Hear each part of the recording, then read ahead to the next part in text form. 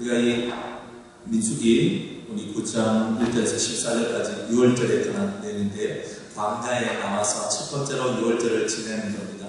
원래 첫 번째 6월절은 어디에서 지냈나요? 애굽에서 지냈죠. 그죠? 애굽에서 지내는 겁니다. 애굽에서 지내는데, 애굽에서 지내고 그걸로 6월절이 끝났나요? 아니죠. 매년 1월 14일이 되면 6월절을 무조건 지키도록 하나님께서 더불어 규정을 해놨다 이 말입니다. 그래서 보통 사람들은 다 1월 14일 그때에 다 이 6월절을 지켜야 되는데, 근데 어떤 사람들이 시체로 부정하여 지고 또 그리고 여행 중에 있는 그런 사람들이 있습니다. 그런 사람들은 어떻게 할까요? 그러면 부정한 중에 6월절에 어린 양이나 무교병이나 그 썩나물을 그렇게 먹을 수 있을까? 그거는 없다는 말이에요. 그래서 한 달 후에 성경에 보면 11절에 보면 2월 14일 해질 때에 그것을 지켜서 그랬어요. 그러면 한 달 후, 한 달 동안 뭐 하는 거예요? 한 달 동안 부정한 사람은 자기 부정을 깨끗이 하고, 그리고 여행 갖는 사람은 그 한 달 안에 꼭 돌아오게 하는 거예요. 저는 이것을 보면서 하나님은 참 지혜롭고 하나님은 참 은혜로우시다 하는 것을 봤습니다. 왜냐하면 정확하게 1월 14일 그날이 6월절 날인데, 그날 안 지킨 사람들은 다 죽어야 된단 말이에요. 실제로 다 끊쳐지리라. 성경에서는 그렇게 얘기하거든요. 다 죄를 당할지니라, 범죄한 자가 된다고 그랬거든요. 그런데 특별한 사유가 있어서 자기도 부지 중에 시체를 가까이 해가 부정을 입었단 말이에요. 또 뜻하지 않게 여행이 길어져가지고 그 날짜에 못 들어오게 한 사람들을 위해서 한 달 뒤에 너희들 이 6월절을 너희들만 따로 모아서 새로 지켜라, 이렇게 해주시는 하나님입니다. 하나님은 융통성이 있다 없다? 그러면 우리는 융통성이 있다 없다? 네? 그러면 우리도 융통성이 있어야 되는 거예요. 그러니까 성경을 읽어보면 하나님은 진짜 칼 있으마 하나님께서 진짜 칼 있으마처럼 보이시거든요. 막 칼 딱 빼가지고 샥 해보면 확 죽고 있잖아요. 그죠? 막 무섭다 이렇게 생각하는데, 성경을 자세히 살펴보면은 하나님은 참으로 은혜롭고 자비로우신 하나님이다 하는 것을 알게 됩니다. 누구에게나 기회를 주신다는 거예요. 자기가 하나님 앞에 나올 수 있도록 기회를 줍니다. 어떤 친구가 저한테 이렇게 물었습니다. 목사님, 우리는 이미 다 정해져 있는 거 아닙니까? 내가 구원받을 자라면 내가 이렇게 굴러가도 구원받을 거고, 내가 구원받지 못할 자라면 이렇게 굴러가도 구원 못 받을 거 아닙니까? 그렇게 얘기를 하는 거예요. 여러분 어떻게 얘기해 줘야 됩니까? 실제로 사도 바울은요, 창세 전부터 만세 전부터 내가 너를 택했다고 했어요. 하나님이 이미 그때 사도 바울이라는 존재 자체도 없었을 때 이미 하나님은 그 바울을 알고 계셨다고 얘기하니까 미치고 환장하려 돌아다닙니까? 여러분이 생기지 않았는데, 육이 문제가 아니고 여러분의 영도 생기지 않은 그때 하나님은 이미 우리를 알고 있대요. 이 말이 믿어져요? 믿어진다는 사람이 이상한 사람이에요. 여러분. 근데 우리가 만세 전에 여러분을 택해서 너는 내 뜻이라 하고 이렇게 인쳤다. 이거는요, 보통 얘기가 아니고 여러분들 믿는다는 게 얼마나 상식을 초월한 것인 줄 여러분들이 알고 믿으셔야 되는 거예요. 이해가 안 되게. 어떻게 만세 전부터 나를 택했다고 해요. 내가 이거 없는데, 영도 없고 육도 없고 아무것도 없는데 무였는데, 그럼에도 불구하고 하나님은 그 전에도 내가 너를 알았고 내가 너를 불렀다라고 얘기합니다. 여러분들 오늘 점심 때 상추 드셨습니까? 상추를 드시면 뭐가 와요? 우리 앞으로 점심 때 상추 절대 안 드십시오. 그죠? 상추 안 드셨는데, 내가 알기로 오늘 상추 없었거든요. 나도 밥 먹었기 때문에. 눈을 크게 뜨고 저를 보시옵소서. 이제부터 눈 감는 사람들은 다 영적인 줄 알아요. 그래서 야, 눈을 감지 마요. 그죠? 저를 봐야죠. 인도네시아 가서 이 까매진 얼굴이 요즘에 조금 뽀얗게 좀 돌아왔어요. 조금 돌아왔어요. 그죠? 볼만하거든요. 그때는 조금 위험했어요. 제가 인도네시아 사람들이 착각을 할 뻔했거든요. 근데 지금은 조금 한국으로 좀 돌아왔습니다. 그러니까 봐줄만 하니까 보세요.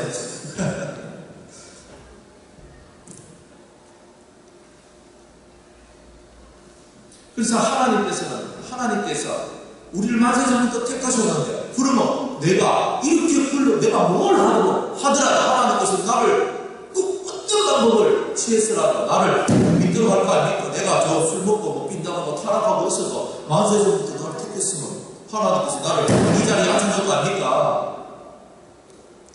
말이 맞아요, 안 맞아요? 맞죠?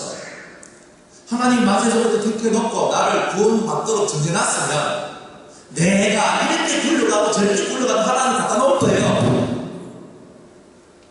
그리고 또 저 사람 하나님 택하지 않았으면 이 사람은 아무리 믿으려고 노력해도 안 믿어지고 지옥 간다는 것이죠.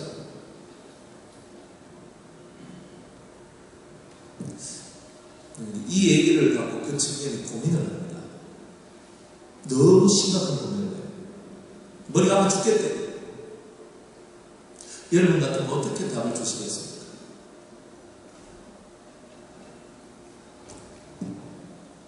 성경의 만세전부터 택하고 창세전부터 예비된 천국이라고 얘기는 하지만 그럼에도 불구하고 하나님은 에스겔서 36장 37절에 그래도 이스라엘 백성이 따라합시다. 내게 구하여야 할지니라. 하나님께서는 따라해요. 하나님께서는 모든 사람이 구원을 얻고 진리에 이르기를 원하시느니라.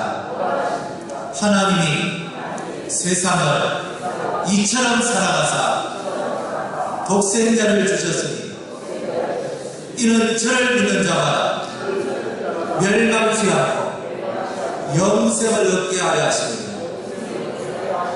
제가 금방 외웠던 그 구절은요, 모든 사람이 구원을 얻고 진리에 이르기를 원한다고요.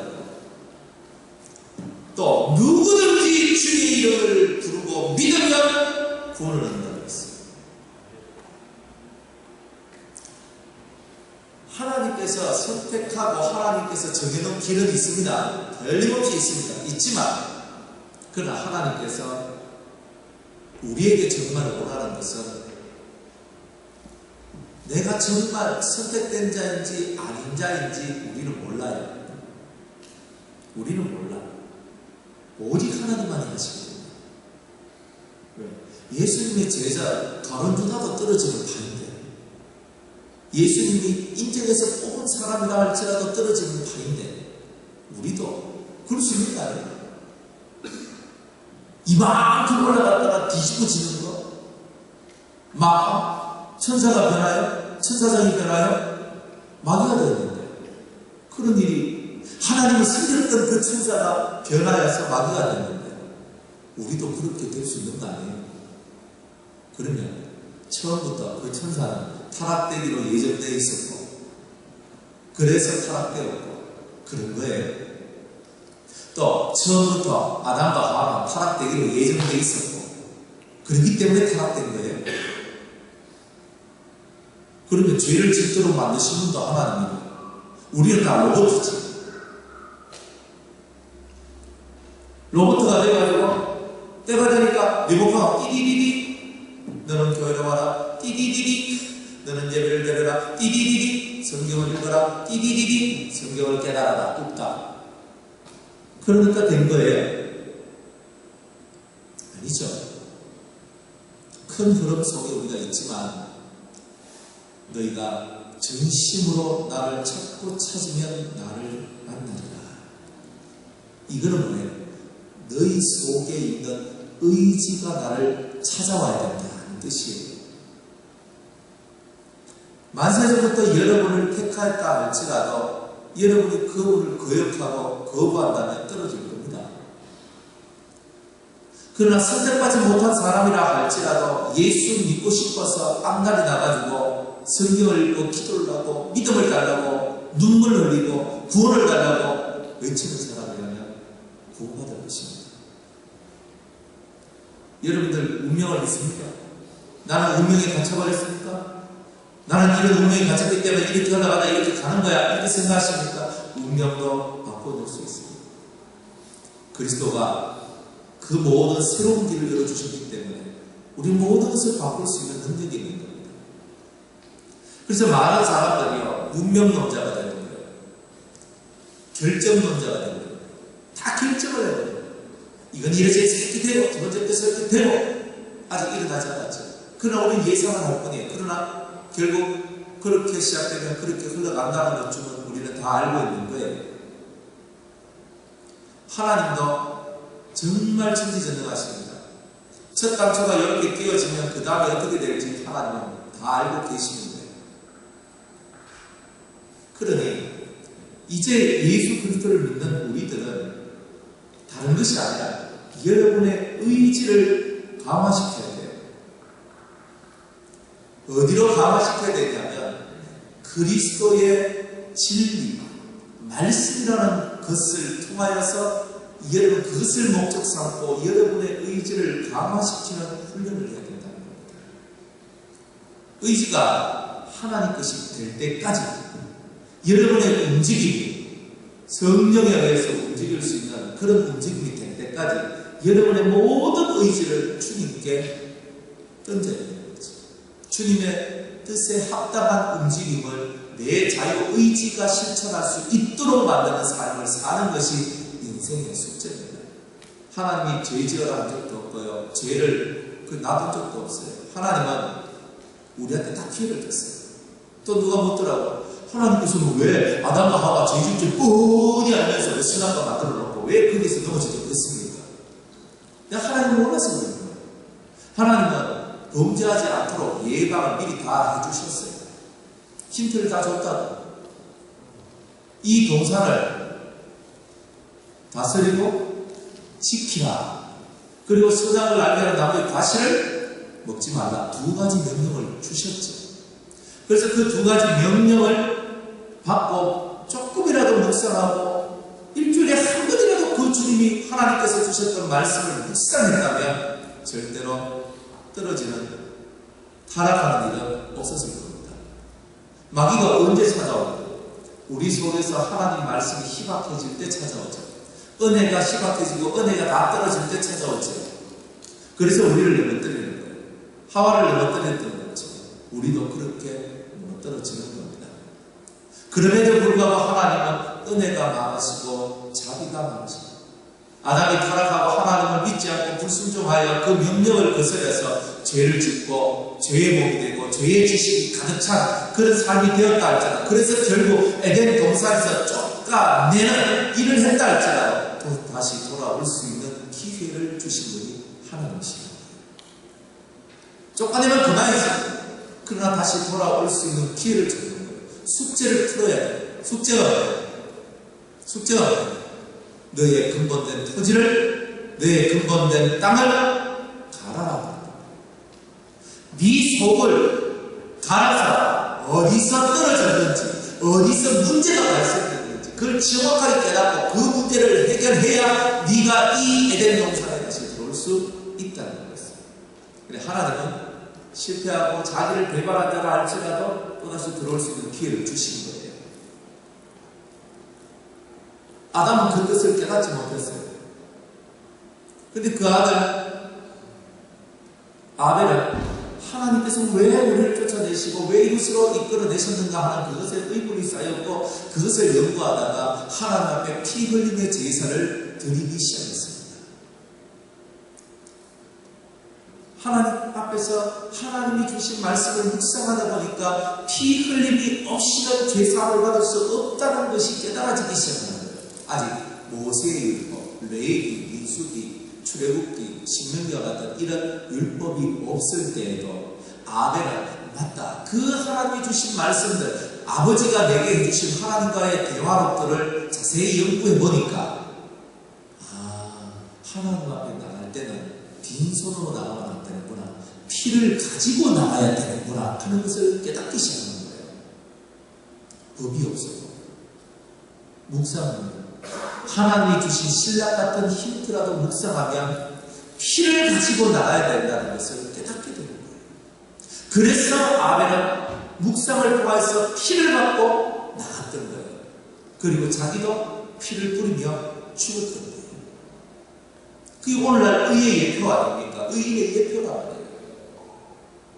예수의 피가 뿌려지고 이미 뿌려진 그 피를 믿는 자는 에덴으로 돌아갈 자격이 있고, 또 아벨처럼 자기의 피를 뿌릴 수 있는 그리스도적 희생을 품은 자만이 진정한 의인이 될 수 있다, 이렇게 말씀하고 있는 거예요.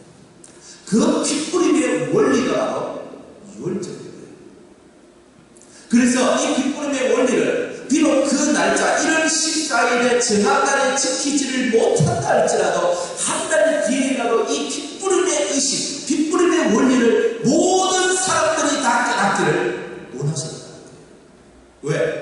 피뿌림이 곧 죄 사함의 원리이기 때문에.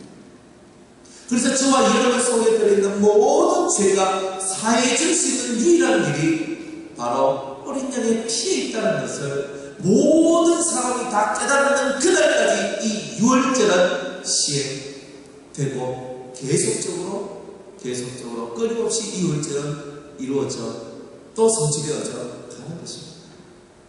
그래서 성경에 보면 14절에 보면 만일 한국인이 너희 중에 구하여 여호와 앞에 유월절을 지내고자 하면 유월절 율례대로 그 규례를 따라서 행할지니 우한 자에게나 원토인에게나 그 율례는 동일할 것이니라.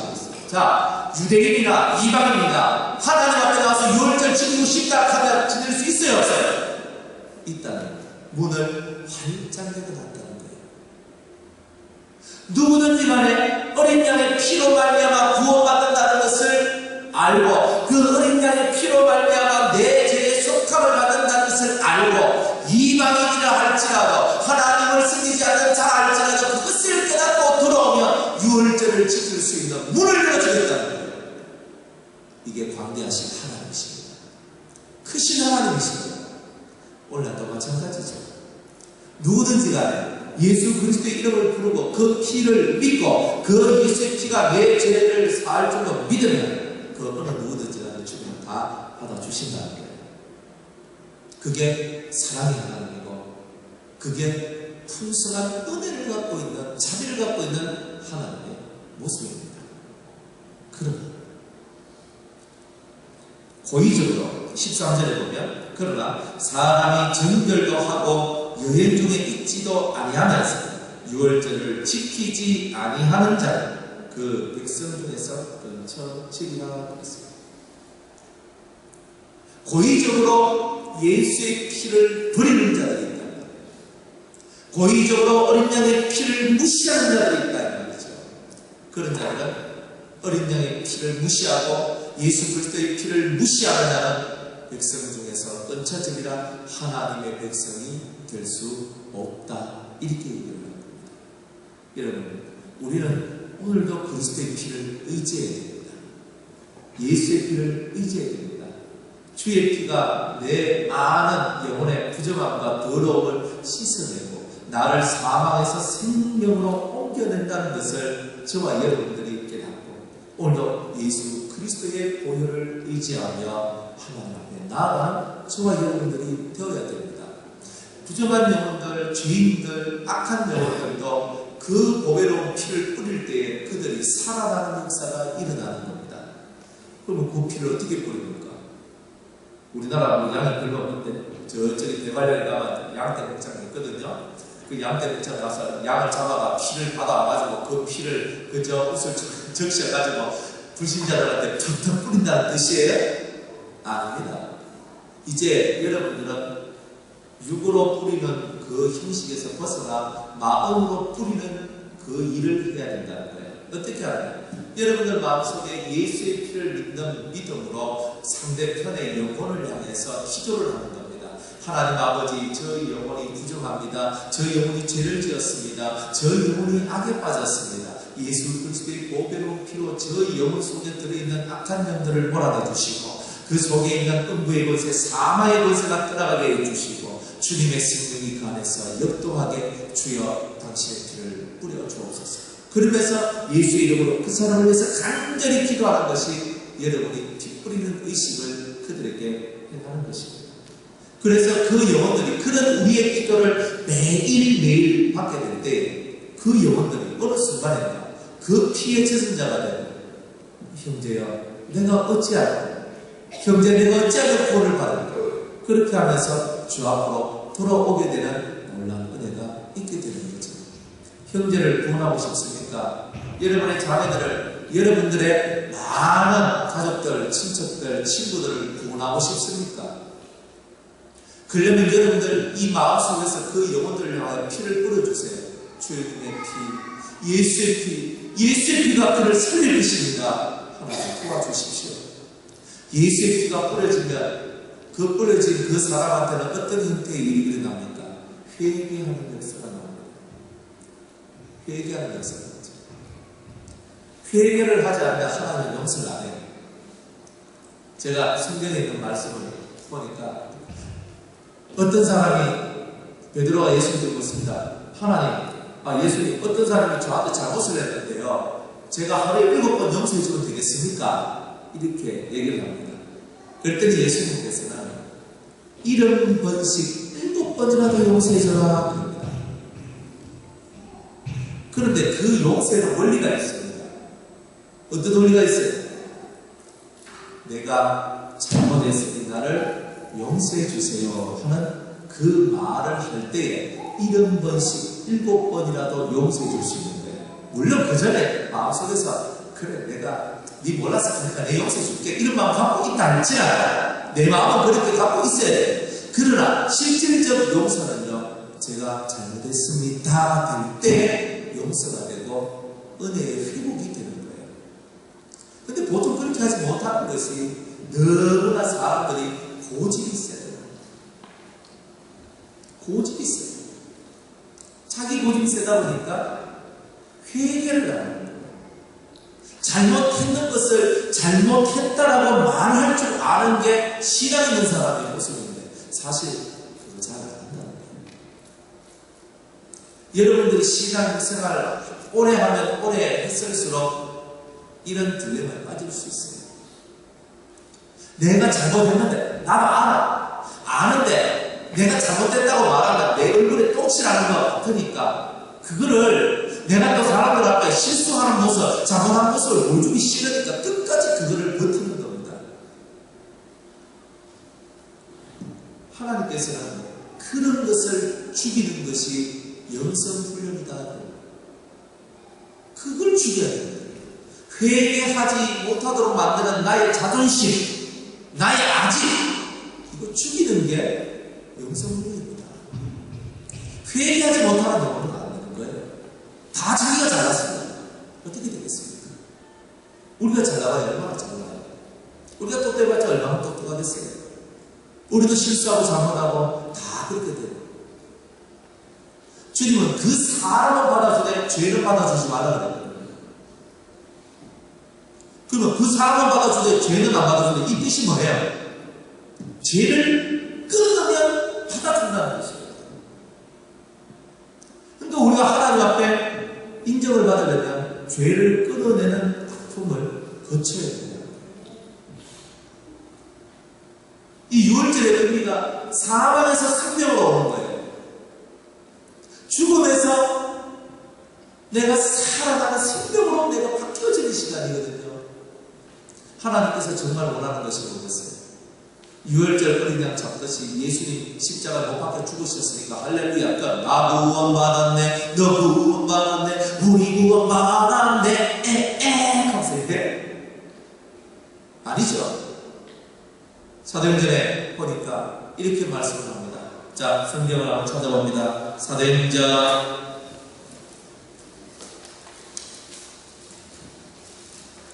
2장 1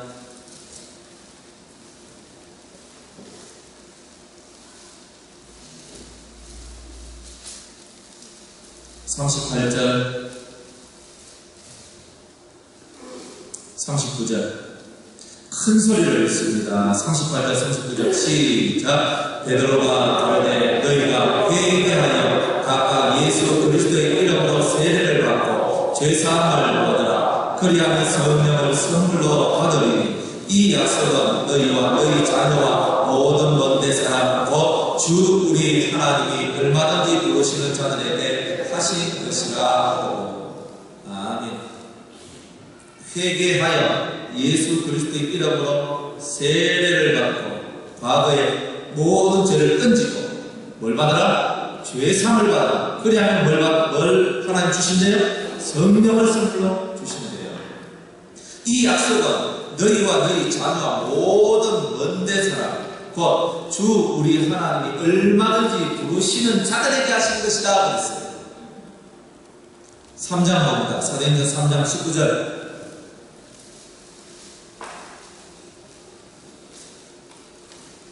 시작. 그러므로 너희가 회개하고 돌이켜 너희 죄 없이 함을 받아라. 이같이 하면 유쾌하게 되는 날이 주 앞으로부터 이를 것이요. 너희가 회개하고 뭐라는 거야? 돌이켜 너희 죄 없이 함을 받을 때 네 속에 뭐가 온다? 유쾌함이 온다. 진짜 방글방글 웃으면서 하하하하 할 수 있는 이런 웃음이 올 수 있다. 그러니까 성경이 사망에서 생명으로 옮기는 이 원리에는 회개라는 단어가 들어가는 거예요. 회개를 통해서 죄사함을 받는다는 거예요. 이게 유월절의 의미예요. 어린 양의 피를 믿는다는 것은 내가 회개할 때에 그 피가 내 죄를 다 씻어 주신다는 것을 믿는다는 거죠. 고집구만 피우세요. 여러분들 속에 있는 고집이 여러분을 더 하나님 가까이 못 가게 합니다. 판단 그만하세요. 정죄 그만하고 내가 원래 네가 원래 그만하고 우리가 하나님 앞에서 해야 될 것을 해야 되는 거죠. 진짜 우리는 뭘 해야 되는가? 진짜 우리가 해야 될 게 있어요. 어린 양의 피를 가지고 있는 사람이 우리가 해야 될 일이 있어요. 요한일서 3장을 봅니다.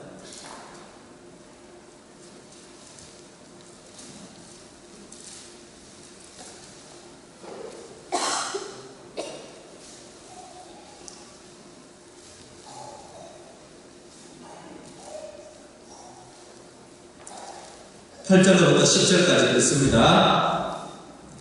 요한일서 3장 8절에서 10절 시작. 죄를 짓는 자는 마귀에게 속하나니 마귀는 처음부터 범죄한 일이니라. 하나님의 아들이 나타나신 것은 마귀의 일을 멸하려 하심이니라. 하나님께로서 남자마다 죄를 짓지 아니하나니 이는 하나님의 씨가 그의 속에 거하며 저도 범죄치 못하는 것은 하나님께로서 났습니다. 이러므로 하나님의 자녀들과 마귀의 자녀들이 나타나니 무릇 의를 흔치 아니하는 자는 또는 그 형제를 사랑치 아니하는 자는 하나님께 속하지 아니하니라. 아멘. 우리가 서로 사랑할지니 이는 너희가 처음부터 들은 소식이라 하였습니다. 우리는 두 가지를 해야 돼요. 하나님의 자녀들은요, 우리가 하나님의 것이면 그러면 첫 번째는 의를 행하는 자가 되라 그랬습니다. 옳은 길을 걸어가라 그랬습니다. 하늘이 뒤쪽 나도 옳은 것은 옳은 거예요. 잘못된 건 잘못된 거고 죄는 죄일 뿐이에요. 정확하게 의를 행하는 자가 하나님의 자녀다 그랬죠. 두 번째는 형제를 사랑하는 자가 하나님의 자녀다 그랬습니다. 사랑하기 때문에 때로는 침묵을 하고 때로는 죄에서 돌이키고 사랑하기 때문에 내 등을 밟고 지나가라고 하고 사랑하기 때문에 대신 매도 맞아주고 사랑하기 때문에 대신 짐을 지고 가기도 하고 사랑하기 때문에 그 어떤 것도 할 수 있는 거지. 오늘날 이 시대에 사랑은 다 뱀의 사랑이고 악종의 악의 사랑밖에 없어요. 내가 하면 로, 나하면 둘. 그죠? 이런 논리에 빠져서 남들에 대한 비판력은 높아졌지만 자기에 대한 비판력은 사라진 시대에 살고 있는 거예요. 그러니까 우리가 죄를 짓고 다른 사람 쳐다보니까 아이고 세상 죄졌네 죄 지은 자의 눈에는 계속 죄만 보이는 거죠. 살리는 영이 들어오면 어떻게 하면 저 사람을 살릴까? 이게 고민이 되는 거예요. 형제를 사랑한다는 것은 그런 거 아니겠습니까? 그리스도의 영은 살리는 영입니다. 살려줘야 돼요. 어떻게 살려줘야 돼요? 죄를 회개하도록 하는 게 살려주는 거예요. 아무리 성경을 읽어봐도 이것만큼 더 소중한 것은 없어요. 그래서 여러분의 자녀들이 잘못했다고 닥달만 하지 마세요. 돌이키게 해야 돼요. 뭐 어떻게 돌이키게 합니까?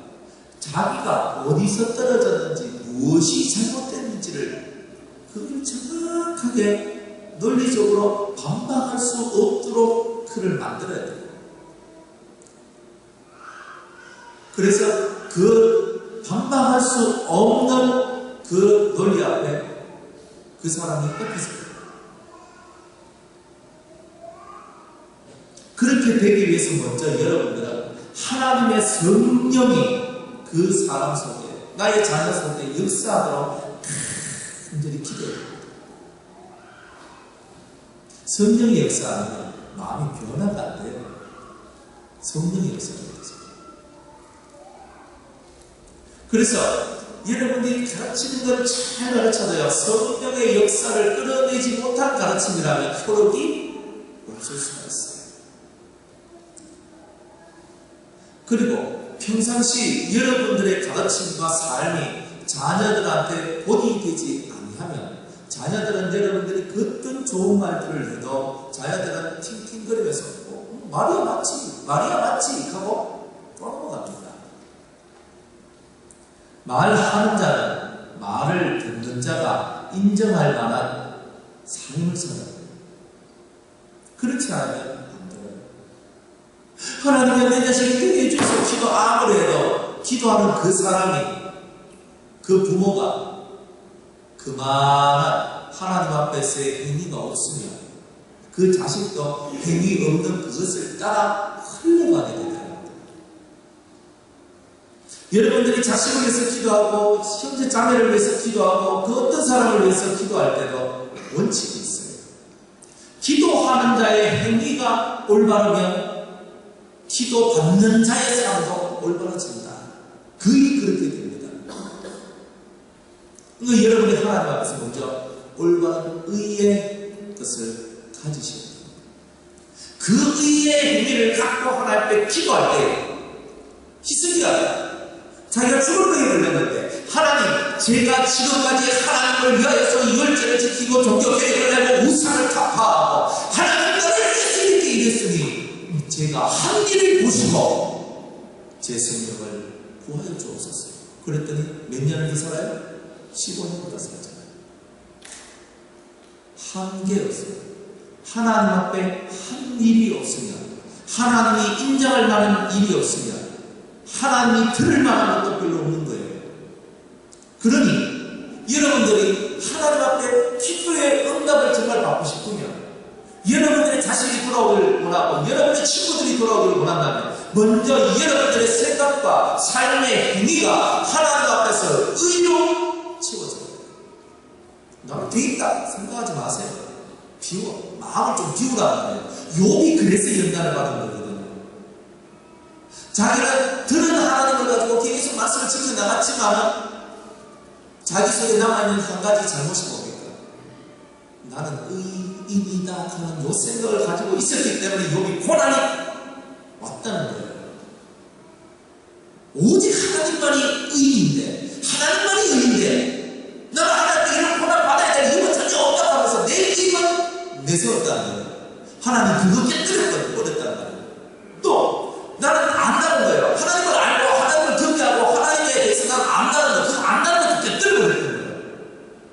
그래서 37장부터 해가지고 41장까지 너는 아니냐 여러분 모릅니다 이렇게 나오는 거예요. 모르면 입 닫고 조용히 있어요. 주님께서 뭐라고 합니까? 주님께서 너는 내 말을 들어야 한다는 거예요. 욥이 몰라서 그런 거 아닙니다. 주님은 욥한테 더 큰 것을 가르쳐주기 위해서 그런 거예요.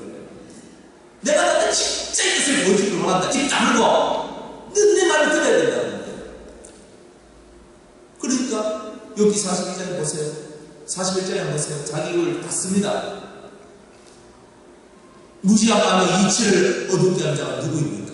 자기 입을 제가 의롭다 아닙니다. 제가 안다 아닙니다. 저는 아는 것도 없고 저는 의롭지도 않습니다. 주여 이제는 당신의 영성을 듣겠습니다 하는 순간에 회복되는 거예요.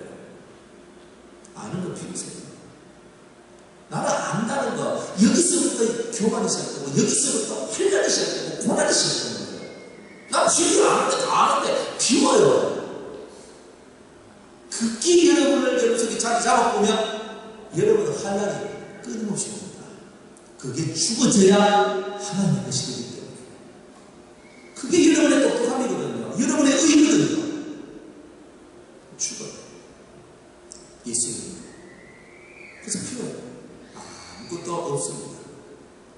영에 강한 자는 복이 있나요? 천국이 저희 것입니다. 여러분의 영이 강해져야 돼요. 항상 구도자가 돼야 돼요. 항상 하나님, 저 가난합니다. 나의 이 가난한 영을 들어주실 분은 주님밖에 없습니다. 하는 이 구도자가 이 부안한 마음이 하나님 앞에 죽을 때까지 지속되는 사람만이 겸손한 자예요. 그렇게 우리가 살아야 돼요. 안다고 하지 말아요. 그만 알아요. 뻔히 솔직히 보이거든요. 인간 세상에 이걸 딱 보여요. 저 사람이 여러 행동을 했기 때문에 그 다음 요거 딱 나온다. 그리고 결론은 이거다. 딱 나와요. 그걸 보고 얘기하는 게 아니에요, 지금. 근원적으로 우리 속에서 그런 마음이 있어요. 그런 것들이 철저히 다 내려지고 욥과 같이 주여 이제까지 내가 귀로만 당신의 음성을 들었는데 그게 무슨 말이에요? 내가 이때까지 제 귀가 당나귀 귀였습니다. 이 소리하고 있는 거예요. 내가 이때까지 당나귀 귀였습니다. 하나님에 대한 이야기만 설교만 잘 얼마나 많이 들어옵니다. 그런데 그렇게 들었던 하나님을 직접 보니까 달라집니다. 어떤 사람 100명이 코끼리를 봤습니다. 코끼리. 백문이 불여일견이라는 얘기를 지금 제가 해드리려고 합니다. 코끼리 한 마리가 딱 있는데 어떤 사람은 코에 꽂혔어. 우와, 코끼리 코가 얼마나 큰지 세상의 물을 다 알아들릴 만한 코더라. 어떤 사람이 코끼리 상아를 보니까 이야, 우리 끼리한테 빛이 나는데 그 어떤 세상의 보석보다도 더 화려하고 멋있고 강력한 이빨이 그에게 있더라. 어떤 사람이 귀를 봤습니다. 코끼리 귀가 어때요? 크죠? 팔라 그리는데 꼭 새가 날아다니는데 이야, 코끼리는 귀가 얼마나 큰지 하늘을 날아다니는 새의 그 날개짓과 같은 날개짓을 사는 그 코끼리의 귀. 그리고 코끼리가 엄청 크거든요. 우와, 세상보다 더 큰 코끼리의 몸을 보라. 그래 100명이 와가지고 얘기를 했는데 그 얘기를 듣고 코끼리를 그리는데 뭘 그려야 돼? 그릴 수 있겠어요? 그런데 어느 날 동물원에 딱 가서 코끼리를 딱 보니까 한 방에 끝나. 이론으로 나가는 사람은요, 자기가 본 것만 보는 거예요. 근데 실체를 보는 사람은 전부를 보는 거잖아요. 듣는 것이 이제는 어디로 흘러간다? 보는 것. 믿음은 바라는 것들의 실상이요 보지 못하는 것들의 증거라. 실상과 증거가 있는 사람만이 진짜가 되는 거예요. 그래서 마음을 키워요. 그리고 영을 가난하게 하세요. 그러면 주님의 친솔한 가르침을 우리가 받게 됩니다. 그러면 사망에서 생명, 우리는 이미 옮겼잖아요. 거죠. 그 6월절의 피부림의 역사는 이런 것들을 얘기하는 겁니다. 여러분의 희생이 있는 게 아니죠. 그리스도의 희생이 우리를 그렇게 만든 거죠. 비우세요. 마음을 비우세요. 그리고 철저히 주님의 것을 받아들이기를 소망하세요. 그 모든 주님의 말씀은 어디에 있어요? 이 안에 있어요. 이 안에서 주님은 말씀합니다. 그래서 성경은 이렇게 말해요. 따라합시다. 기록된 말씀 밖으로 넘어가지 마라. 그러면 기록된 말씀 밖으로 넘어가지 않으려면 이 안에 무슨 말씀이 기록된지를 알아야 돼요? 몰라야 돼요? 이 말씀이 어디까지 기록되어 있는지를 알아야 그 밖으로 안 넘어가는 거예요. 이 말씀을 빼는 자는 나도 너를 생명책에서 지워버릴 거고, 더하는 자는 이 안에 있는 죄악을 다 더하리라고 그랬거든요. 정확하게 여러분이 이 성경을 알아야만 한다는 것입니다. 그러니 성경책을 표범 한 번, 두 번, 10번, 20번, 100번 읽어야 된다는 거예요. 그리고 똑똑한 체 하지 말고, 잘난 체 하지 말고. 그러면서 우리 사는 거예요. 저도 뭐 좀 알고 갈 때 하니까 똑똑한 체 하고 아는 체 합니다. 저도 경험자가 지금도 그런 거 있을 수도 있어요. 그런데 그 똑똑함이 결국 자기를 망하게 하는 거예요. 비우세요. 철저히 비우세요. 그리고 잘난 척하지 말고, 누구를 지시하고 명령하려고 하지 말고, 여러분이 먼저 몸소 저 사람들이 해야 될 일을 보여주세요. 그러면 되는 거예요. 그리고 보여주고 그 다음에 이렇게 하면 어떻게 했느냐고 이야기하는 거세요. 그러면 맞네요 라고 다 얘기할 겁니다. 입만 살아가지고 다 입으로 다 합니다. 이거 이렇게 하면 제가 저렇게 하고, 우리 교회는 이렇고 다른 교회는 어떻고. 그런 거 필요가 없어요. 모든 것은요, 보여준 자가 이기는 거예요. 보여주지 못한 자는 지게 되어 있어요. 여러분의 이론이 확실하게 옳다면 옳은 정도를 여러분의 삶으로, 몸으로 보여줘야 되는 거예요. 그래야 다른 사람이 맞네 하고 인정을 하죠. 6월절에 은장 피가 여러분 속에 들어왔습니까? 그 피는 여러분을 생명으로 살리는 영으로 역사하는 겁니다. 그 살리는 영, 생명의 영이 여러분을 어떻게 이끌까요?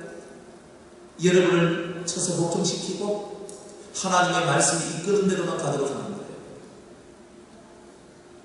결론적으로 여러분은 믿음을 가졌어요. 어린 양의 피를 믿는 믿음을 가졌어요. 그게 근본입니다. 그게 기본입니다. 그걸 통해서 생명의 역사가 일어납니다. 그래서 한번 따라하겠습니다. 믿음은 말씀을 쫓게 하고, 말씀은 의를 쫓게 한다. 이거 공식입니다. 철저하게 마음에 집어넣으세요. 따라합시다. 믿음은 말씀을 쫓게 하고, 말씀은 의를 쫓게 한다. 결국은 내 믿음은 어디에 도달하게 된 거예요? 의라는 것을 도달하는 거예요. 근데 여러분의 삶에 의가 없으면 입 닫아요. 딱 다물어요. 여러분의 삶 속에 의가 없다 싶을 때는 입을 다물어야 됩니다. 죄인이다 싶을 때는 입을 다물어야 됩니다. 들으세요. 가르쳐야 되죠. 우리 같은 사람이 제일 문제야 돼요. 설교하는 사람들 맨날 가르치니까 가르치는 게 입버릇이 돼요. 이렇게 하세요, 저렇게 하세요. 이렇게만 하거든요. 우리가 더 많은 벌을 받고 더 많은 권한을 받을 수 있어요. 우리 같은 설교자들. 그러니까 설교자들은, 교육자들은 더더욱이 조심하고 조심해요. 모든 성도들도 그렇게 사셔야 돼요. 하나님은 참으로 사랑이 많으십니다. 그래서 정확하게 어떤 사람이라도 이 6월절 생명의 잔치에 다 들어올 수 있도록 문을 활짝 열어놨어요.